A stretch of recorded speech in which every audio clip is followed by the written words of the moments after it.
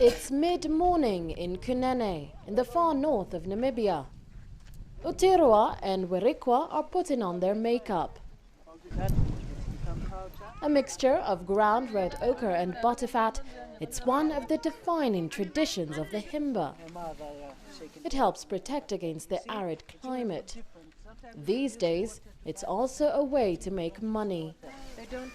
The Himba are a big attraction for tourists, and the visitors willingly pay for unlimited photo opportunities. It's intrusive, but many Himba depend on it. Traditionally, they've depended on livestock and their crops, but with drought a persistent threat, tourism is a useful source of income. There is, though, a price to pay: change. Utirua, a mother of 4, arrived in Kunene 8 years ago. She left the vast, almost untouched region of Kaokoland, driven by a need to earn a decent living.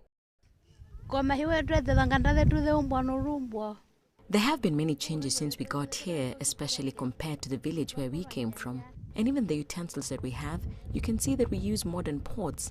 We also had a maize plantation back home, and we could use special rocks to grind the flour. But here, we buy ready-made flour from the shop.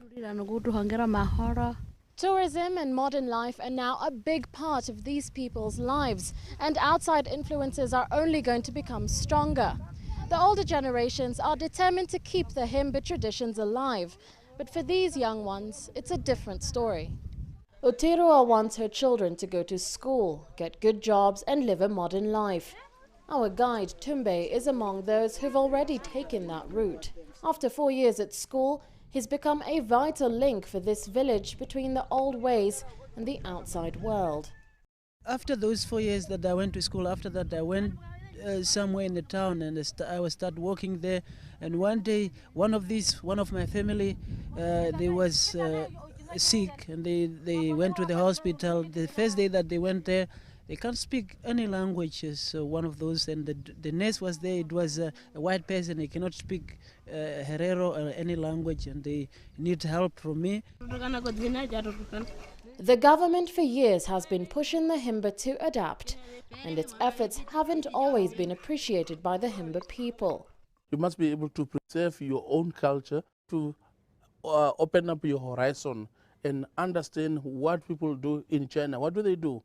What are the better issues that they are dealing with in China, elsewhere in Europe, America, and so forth, so that you get some new good ideas for your development.